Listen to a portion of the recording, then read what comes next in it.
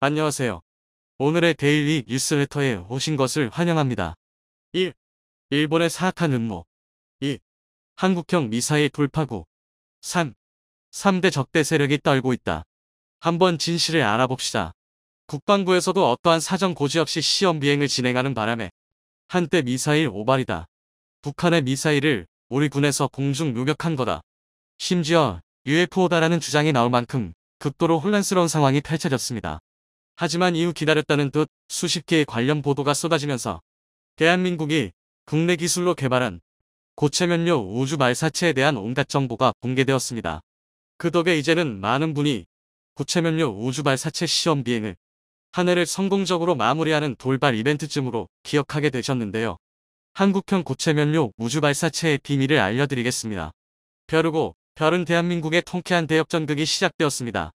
지난 40여 년을 은밀하게 준비한 역대급 한방이 드디어 성공을 눈앞에 두고 있는 건데요. 그 시작이 바로 고체면료 우주 발사체입니다. 사실 많은 분이 모르고 계시지만 고체면료 우주 발사체는 뜬금없이 어느 날 갑자기 튀어나온 게 아닙니다. 고체면료 우주 발사체는 이미 지난 2022년 3월 30일에 1차 시험 비행을 진행했었는데요. 결과는 당연히 성공이었습니다. 하지만 2차 시험과 마찬가지로 워낙 은밀하게 진행되었기 때문에 심지어 국내에서조차 큰 화제가 되지 못했는데요. 그런데 이 사실을 도대체 어떻게 알았는지 그야말로 입에 개거품을 물며 발작한 나라가 있습니다. 그렇습니다. 일본이다. 일본은 한국이 탄도 미사일을 개발했다퍼 한국은 이런 위험한 기술을 가져서는 안 되는 나라다. 일본도 2013년은 되었어야 고체면료 로켓인 입실론을 발사했는데 한국이 벌써 고체면료 우주 발사체를 발사했을 리 없다 등 어처구니가 없는 망발을 쏟아냈는데요.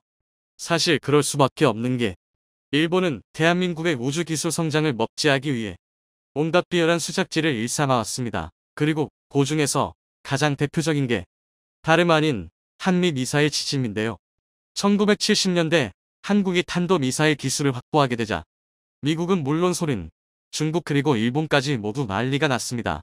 더군다나 한국이 은밀하게 핵무기 연구를 진행하고 있다는 사실이 밝혀지면서 소련, 중국, 일본 입장에서는 경계 대상 1호 골칫더미 한국이 군사력이라는 힘까지 갖게 되면 정말 사달이 나겠다고 판단한 건데요. 여기에 더해 중국을 상대로 신중 외교를 펼치던 미국이 가세하면서 한국이 군용 미사일과 민간인 우주 발사체 개발까지 제한하는 한미 미사일 지침이 체결되었습니다. 한마디로 강대국들의 이권을 위해 힘없던 한국을 제물 삼아 상호 간의 정치 노름을 벌였던 것입니다. 그러나 결국 소련은 망했고 미국과 중국의 관계가 막화하면서 한미 미사일 지침은 차츰 완화되기 시작했는데요. 그러나 이를 끝까지 반대한 나라가 있었으니 바로 일본입니다. 일본의 수준 미달 군사력을 생각하면 그나마 한국과 대등한 대결을 펼칠 수 있는 집단은 해상자위대뿐인데요. 일본 내 전문가들조차 한국군의 상륙을 허락하면 절대 이길 수 없다고 민정할 정도입니다. 그런데 이런 상황에서 한국이 미사일 전력까지 확보한다면 일본은 쪽도 못 써보고 당할 수밖에 없는데요. 이러니 일본에서 탄도미사일의 기반이 되는 우주기술을 한국이 확보하지 못하도록 막을 쓰며 반대했던 것입니다. 하지만 일본의 입장 따위야 신경 쓸 바가 아니고 결국 한미 미사일 지침은 2021년 완전 폐지를 맞이했습니다. 힘이 없어 맺어야 했던 족쇄가 드디어 풀린 것입니다.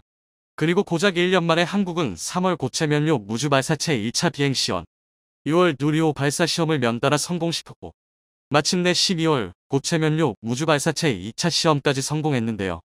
사실 머리카락 하나 굵기 정도의 모차에도 사업이 자초되는 우주기술의 난이도를 생각하면 이건 말이 안 되는 속도입니다. 그런데 한국은 마치 이런 순간만을 기다렸다는 폭발적인 성장을 거듭하면서 전 세계를 발칵 뒤집어 놓았는데요.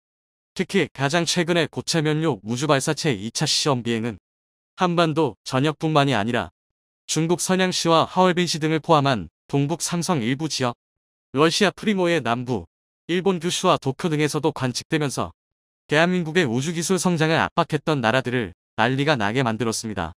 그런데 이건 한국 입장에서 지극히 당면한 일입니다. 사실 한국은 이미 탄도 미사일 기술을 차고 넘치게 보유하고 있었습니다. 다만 굳이 공개해서 주변국을 긴장하게 만드는 대신 힘을 숨기고 있었을 뿐인데요.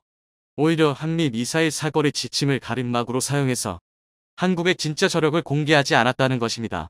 실제로 고체면류 우주발사체는 대륙간 탄도미사일, 그 ICBM의 기술과 매우 흡사합니다. 고체면류 우주발사체의 위성이 아니라 탄두를 탑재하면 그대로 ICBM이 되는 건데요. 물론 우리 군에서는 ICBM의 최종 단계라 할 수 있는 재도입 기술은 아직 연구되지 않았다고 주장하고 있습니다. 하지만 고체면류 우주발사체가 ICBM에 연상되게 하는 부분은 또 있습니다. 바로 고체면류라는 부분인데요. 일반적으로 우주발사체는 고체면류와 액체면류로 나뉩니다. 일례로 누리호가 사용한 건 액체면류인데요. 액체면류는 밸브를 잠그는 것만으로도 작동을 멈출 수 있고 재점화까지 가능합니다. 또 추력 제어가 쉽기 때문에 발사체 하나가 여러 임무를 동시에 수행할 수 있습니다. 하지만 그만큼 발사체 엔진을 만드는 게 복잡하고 발사 직전에 수시간 동안 액체면류를 주입해야 됩니다.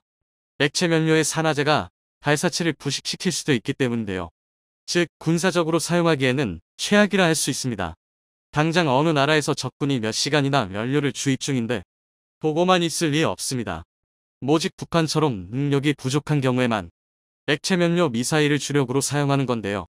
이는 고체면류를 제어할 기술이 부족하기 때문인데요. 고체면류는 미리 충전해 둘 수 있기 때문에 발사 준비 시간이 굉장히 빠르지만 한번 불을 댕기면 추력을 조절하기 힘들기 때문에 목표한 궤도에 도달하지 못하는 등 안정성이 굉장히 떨어집니다. 하지만 상대방이 미처 대응하기 전에 미사일을 발사할 수 있기 때문에 안전성만 확보할 수 있다면 군사용으로 최적인데요. 한국은 다름 아닌 이 고체면류를 이용한 우주 발사체의 시험에 성공한 것입니다. 심지어 그것도 원했던 목표 궤도에 정확히 만착시켰습니다. 주변국이 긴장하지 않을 수 없는데요. 더군다나 한국은 이미 현무사를 개발하면서 ICBM 급발사체 추진력을 확보한 상태입니다.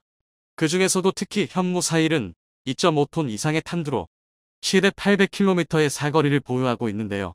고체면류 우주발사체 엔진 한 개의 추진력은 이미 현무사 이상의 수준으로 엔진 하나하나가 사거리 3,500km급의 중거리 탄도미사일 R인과 동급입니다.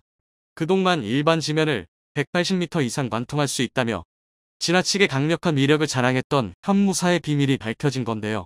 고체면류 우주발사체의 사거리를 5,500km라고 가정하면 시험 발사 장소민 태안을 기준으로 중국 전역을 사거리 내에 둘 수 있고 러시아 또한 절반 이상을 타격할 수 있습니다. 게다가 일본은 말할 것도 없는데요. 이러니 북한, 중국, 일본이 한마음 한뜻으로 발작할 수밖에 없는 것입니다. 고체면류 우주발사체의 시험 일정을 굳이 공개하지 않고 밤에 발사한 것도 이런 이유 때문인데요.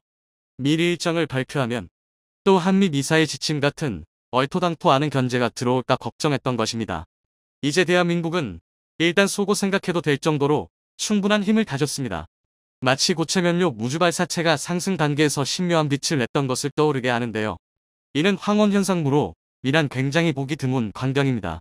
우리가 보기에는 밤이라고 생각하지만 성층권에서는 아직 해가 지지 않았기 때문에 발사체가 빛을 발하는 것입니다. 그리고 이처럼 대한민국은 지금 당장 어두워 보여도 뒤에서는 누구보다 찬란한 돌파구를 찾기 위해 노력해왔는데요.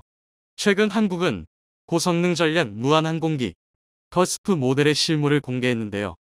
대한항공의 중고도 무인기는 이라크와 아프가니스탄전에서 활약했던 미국의 중고도 무인기 NQ-9 리퍼와 맞먹는 크기 및 성능을 갖췄는데요. 커스프 모델은 전장 13m, 전고 3m에 전폭은 무려 25m의 크기를 자랑하는데요.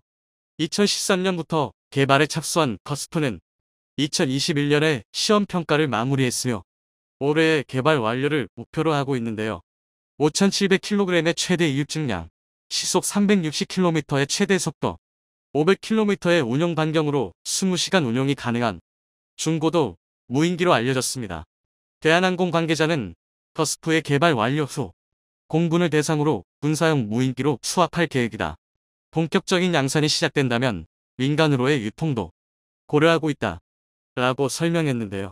대한항공은 국방과학연구소 주관 저피탐 무인편대기 개발 과제에서 우선 협상 대상자에 뽑혔다고 밝힘에 따라 이와 같은 고도 무인기 개발 속도가 빨라질 것으로 기대가 되고 있는데요. 레이더나 음향, 광학 등이 장비로부터 탐지될 확률을 낮춘 저피탐 무인편대기는 원격으로 조종하는 무인 항공기로 단면적을 적게 하거나 전파를 흡수하는 재료를 사용해 적의 눈에 띄지 않는 것이 특징인데요. 저피탄 무인 편대기 개발은 새로운 무기체계 개발을 위한 국방과학연구소의 미래도전 국방기술과제 중 하나로, 저피탄 무인 편대기 기술은 국내에선 처음으로 개발하는 기술로 알려졌습니다. 국방과학연구소는 지난해 11월부터 무인 편대기 기술 개발에 착수해 기본 설계를 마쳤다고 밝혔는데요. 우선 협상 대상자로 선정된 대한항공은 국방과학연구소와 상세 설계를 함께할 예정이라고 예고했는데요. 대한항공은 저피탄 무인 편대기와 유인기가 동시에 임무를 수행하는 유무인 복합체계 개발을 구상하고 있다며, 이 체계에서 유인기 1대가 무인기 3, 4대와 편대를 이뤄 유인기를 지원 호위하는 역할을 하는 동시에 감시 정찰이나 전자 파교환, 정밀 타격 등 독자적 자율무도 수행한다고 설명했습니다. 대한항공은 2010년부터 국방과학연구소와 함께 국내 최초로 저피탄 무인기를 공동 개발해 무미익 시험 비행에 성공했고, 지난해 국방기술진흥연구소의 광대역 저피탄 무인기 IF 기체구조 기술 연구 과제를 따내 진화된 스텔스 기술을 개발하는 저피탄 무인기 관련 핵심 기술을 확보한 것으로 알려졌는데요. 지난 6월에는 대전 유성구 항공기술연구원에 차세대 스텔스 무인기 개발센터를 설립한 것으로 나타났습니다. 대한항공 관계자는 20여 년 동안 무인기 개발 사업으로 확보한 역량을 바탕으로 저피탄 무인기를 활용한 유무인 복합체계, 군집 제어, 자율 임무 수행 등 차세대 핵심 기술을 확보해 국내 스텔스 무인기의 개발을 주도해 나갈 계획이라고 밝혔는데요. 일본 네티즌들은 이 소식을 전해들고 일본이 보유하거나 개발할 무인기가 한국보다 더 뛰어난 성능을 가졌다며 설전을 벌이고 있는 상황인데요. 일본 방위성은 최근 도서 지역 방위를 강화하기 위해 내년에 공격형 무인기를 시험 도입하는 방안을 추진한다고 요미우리 신문이 보도했는데요. 이 무기는 우크라이나군이 러시아에 반격할 때 사용해 큰 전과를 거뒀는데, 배치 지역은 중국의 대만 침공 등 유사시를 대비해 란세이 제도 등이 유력하다고 전했는데요. 일본 신문 보도에 따르면 일본 방위성은 이스라엘이나 미국산 공격형 무인기를 내년 자위대에 시험 도입하는 방안을 추진한다며, 2025년 이후에는 외국산과 자국산을 합쳐 수백 대 규모의 공격형 무인기를 배치할 방침이라고 밝혔는데요.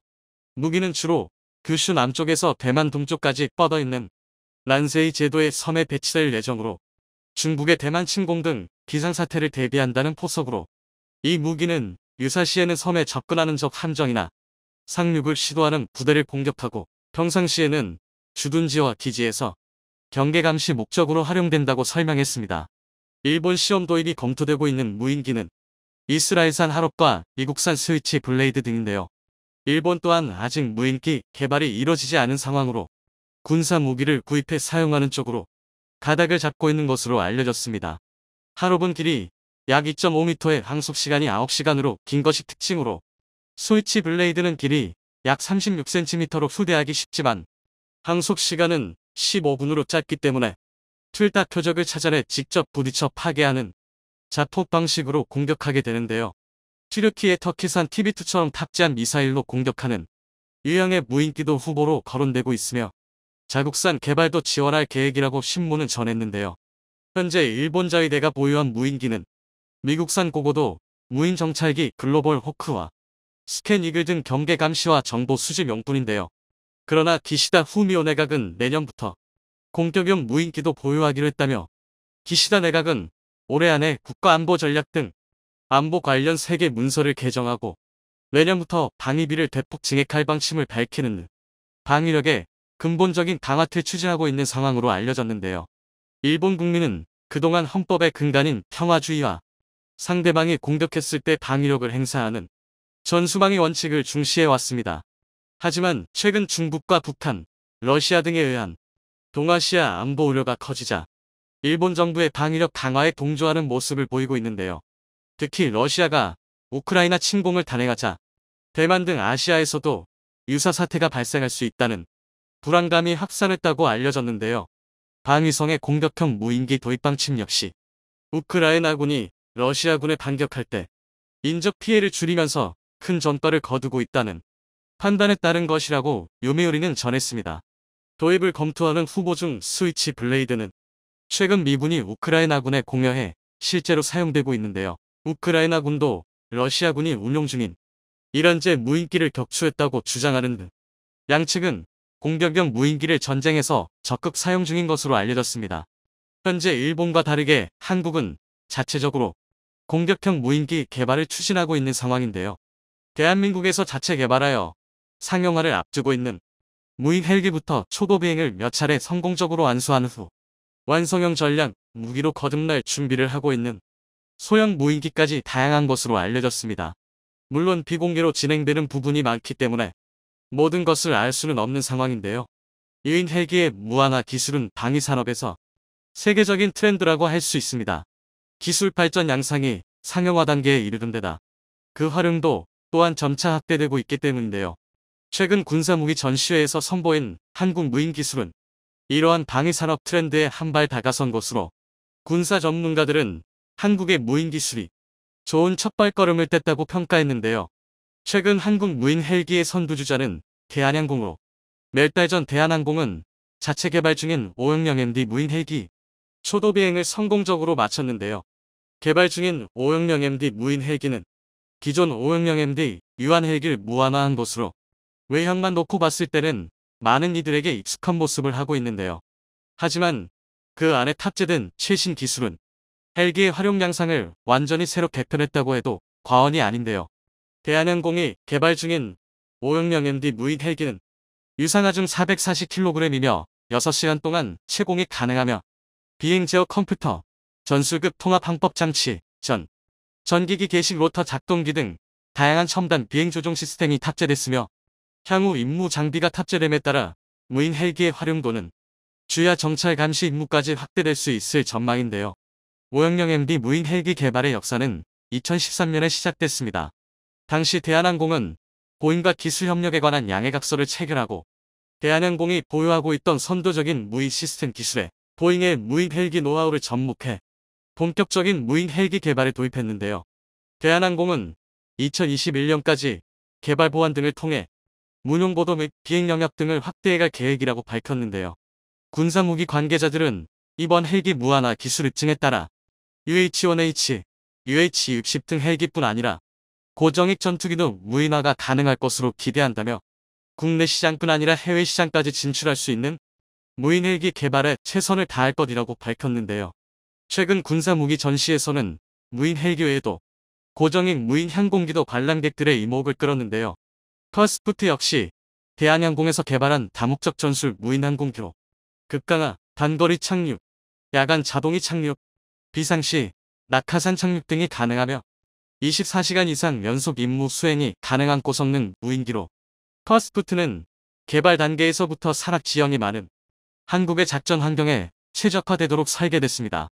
좁은 공간에서도 목표 지점에 정확하게 착륙할 수 있도록 급강하 및 단거리 착륙 기능이 집중적으로 개발된 것인데요. 특히 이 부분을 두고 한국이 무인기로 KGB 등 전략 미사일을 일본에 투여할 경우를 가정한 상황을 두고 일본 네티즌들은 한국이 개발에 성공하면 일본에 직접적인 위협이 될 수 있다 없다를 두고 논쟁을 벌인 것인데요. KUFT는 대한항공 및 국내 관련 협력 업체들이 계획 단계부터 적극적으로 투자 및 개발에 참여했고 이에 따라 현재 커스프트의 생산 과정에서 국산화율은 95%에 달한다고 관계자는 설명했는데요. 자체 기술을 활용해 성공적으로 개발한 것에 대해서 중앙아시아 및 남미의 다수 국가들이 관심을 표해 해당 기종에 대한 수출이 협의 중인 것으로도 알려졌습니다. 커스프의 개발 역시 거의 완성 단계에 들어선 상태로 알려졌는데요. 지난 2011년 시제기가 만들어진 후 수년간의 연구개발 끝에 시험 비행을 성공적으로 마치고 군의 수락 시험만을 남겨둔 상태로 알려졌으며 시험 비행 과정에서는 서해상에서 비행 중인 무인기가 130여 킬로미터 떨어진 잠실 서울운동장의 다석을 정확하게 식별해 군 관계자들의 놀라움을 샀다는 후문도 들려왔습니다. 마침내 랜딩 기어를 접고 비행하는 KF-21의 완벽한 비행 영상이 공개되자 KF-21과 관련된 논란들도 새로운 국면을 맞고 있습니다. 1차 비행에선 사고에 대비해 랜딩 기어를 내린 상태로 비행했지만 2차 비행에선 엔진의 안전성까지 최종 확인된 만큼 전투기 개발이 할부 능선을 넘었다는 평가도 나오고 있는데요. 이는 그동안 불거졌던 다양한 결함 우려를 불식시키기에 충분했으며 마지막 단계인 초음속 계획까지 모든 게 순조롭게 진행되고 있음을 의미했습니다. 그런데 비행 중 랜딩 기어가 접히는 장면에서 무언가 이상한 점이 발견되며 전 세계 전투기 전문가들을 의아하게 만들었습니다. 기존과 다른 랜딩 기어 설계뿐만 아니라 접히는 각도와 바퀴를 지탱하는 부품도 원래 설계보다 보강됐음을 알 수 있는데요. 게다가 지난 시험 비행 때와 달리 5,000피트 낮은 1만 피트로 비행한 부분도 이상하긴 마찬가지였습니다.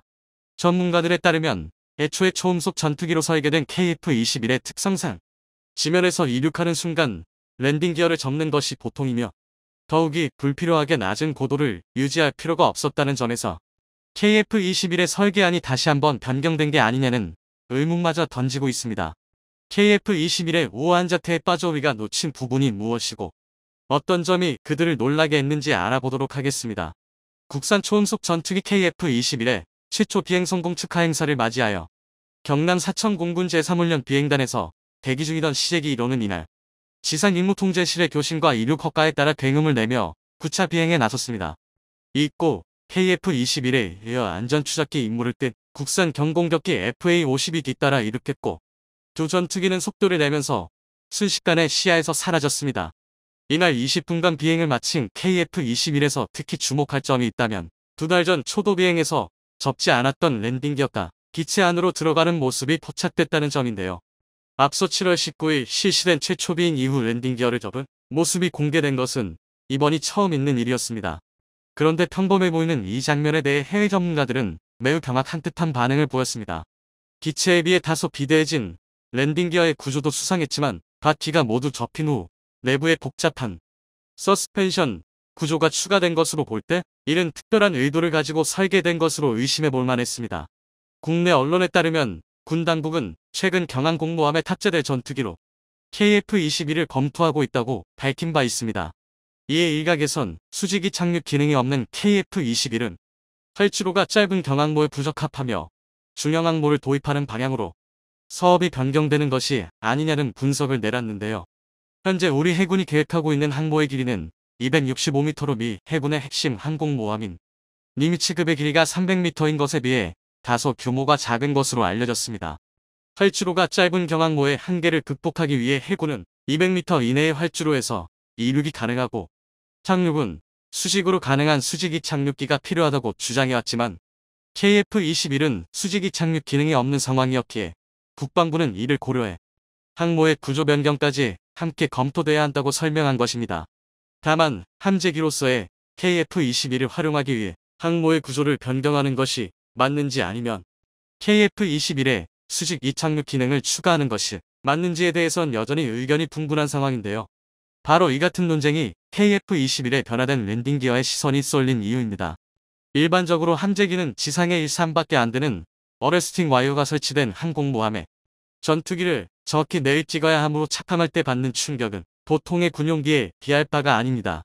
지상의 활주로에 착륙하는 군용기 중 착륙에 1km 정도를 소모하는 군용기도 많지만 대형 항공모함도 비행갑판 전체 길이가 대략 300m 정도밖에 안 되기 때문에 제동에 애들 먹는 것은 일반적입니다. 이는 함재기로 개발된 F-14 톰캣의 착함 테스트 영상에 잘 나타나 있습니다. 착함 시에 실속 속도보다 아슬아슬하게 높은 수준의 속도로 갑판에 착함하기 때문에 정기 점검 및 신규 개발 시 수미터 높이에서 프로토타입으로 만들어진 항공기 동체를 직접 떨어뜨려 시험하는데요.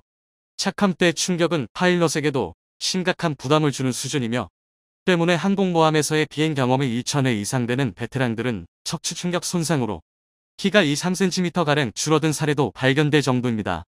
참고로 KF-21 역시 상용화 전까지 2,000회 이상 시험 비행이 예정된 걸 보면 이는 결코 우연이라 볼 수 없습니다. 참고로 충격을 받는 것은 착함 때만이 아닙니다. 바람할 때 역시 증기 캐터펄트를 이용하여 전투기를 말 그대로 발사해버리는 수준이기 때문에 노즈기어에 무식할 정도의 하중이 걸리게 됩니다. F-14는 바람시 노즈기어에 순간 9톤 이상이 하중이 걸리며 이 때문에 함재기로 개발된 전투기들은 육상기지 운용을 전제로 개발된 공군 전투기보다 더 튼튼하게 제작되는 것은 물론 미국을 비롯해 러시아, 유럽, 중국 등 항공모함을 운용하는 모든 나라의 함재기든 메인 노즈기어에 더블 타이어를 기본으로 장착하고 있습니다. 이는 싱글 타이어를 장착하는 공군용과 외관상 뚜렷하게 구분할 수 있는 특징인데요. 평범한 공군 전투기의 랜딩 기어보다 1.5배 이상 굴러야 하는 건 기본 전제이며 랜딩 기어만 보강되어서는 안 되는 게 1차적으로는 랜딩 기어가 힘을 받지만 기체 골조가 강화되어 있지 않다면 캐터펄트로 바람시 앞부분만 뜯겨나가는 대참사가 일어날 수 있기 때문입니다. 즉 전체적으로 기체의 골조에 엄청난 기술과 투자가 선행돼야 한다는 것이죠. 그러므로 함재기의 수명 한도는 공군 전투기보다 2배 이상 길게 잡고 설계되며 그럼에도 불구하고 이착함시 받는 충격 때문에 실제 운용 수명은 공군 전투기보다 더 짧다는 분석이 나올 정도입니다. 또한 바다에서 활용되므로 염분에 대한 대책은 기본이며 좁은 곳에서의 정비 효율을 높이기 위한 모듈화 설계도 요구되는데 이는 항공모함같이 좁은 곳에서 기체를 대규모로 정비하는 것 자체가 매우 어렵기 때문입니다. 최근 일산 킨텍스에서 열린 대한민국 방위산업 전시회 부스에서 카이는 KF-21의 함재기용 파생형인 KF-21N 모형을 최초로 공개했습니다. KF-21N의 모형은 함재기로 개발된 F-18 호넷과 여러 면에서 비슷한 특징들이 잘 나타나 있었는데요. 다만 카이는 KF-21N의 항공모함 적재기라는 설명으로 모형의 성격을 명확히 밝히며 이착함 방식이 기존의 캐터펄트가 아닌 단거리 이함 및 어레스팅 기어를 이용한 강제 착함 방식이 적용됐음을 밝혔습니다. 또한 경항모용 함재기 도입 대상으로 거론됐던 미국 F-35B와 같은 수직이 착륙은 언급되지 않았는데 이는 아직까지 중항모를 염두하여 KF-21N 설계가 이뤄지고 있음을 반영한 부분으로 보입니다. 현재 업계에서는 KF-21N 모형 공개가 KF-21 기본형의 랜딩 기어와 같은 이착함 장치 보강 및 윙폴 등 염분 방지 처리 등 함재기의 기능을 보강하는데 문제가 없으며 카이 측이 자체 개발 의지가 있다는 점을 보여주려는 의도로 랜딩 기어 폴딩 영상을 공개한 것이라는 평가를 내놓고 있습니다. 실제로 카이는 함재기의 국내 개발 가능성은 얼마든지 열려있고 우리 엔지니어들에게 이를 조기에 실현화시킬 수 있는 능력이 있음을 확인했다고 밝힌 바 있습니다. KF-21의 다변화로 미래의 한국은 공중전에서 어떻게 싸울지 그리고 어떤 방식을 활용할지에 대해 행복한 고민에 빠질 것으로 보입니다. 분명한 건 이 같은 KF-21의 다양한 변신은 중국과 일본 등 인접국에게 예상 밖의 사건이라는 점인데요. 새로운 영상이 공개될 때마다 매번 변칙적인 모습이 드러나니 KF-21의 존재 자체가 중국에게 상당한 고통과 스트레스가 된다는 중국 칼럼니스트의 주장이 이제서야 이해가 되는 것 같습니다. 이쯤 되면 최종 형태의 KF-21이 공개될 때면 아예 6세대 전투기라는 새지평을 쓰는 건 아닌지 모르겠는데요. 불가능을 모르는 한국에게 7년이라는 시간이 주어진 이상 전 세계를 놀라게 할 대반전이 일어나는 게 어려운 일이 아니라는 건 우리 모두가 알고 있기 때문이죠.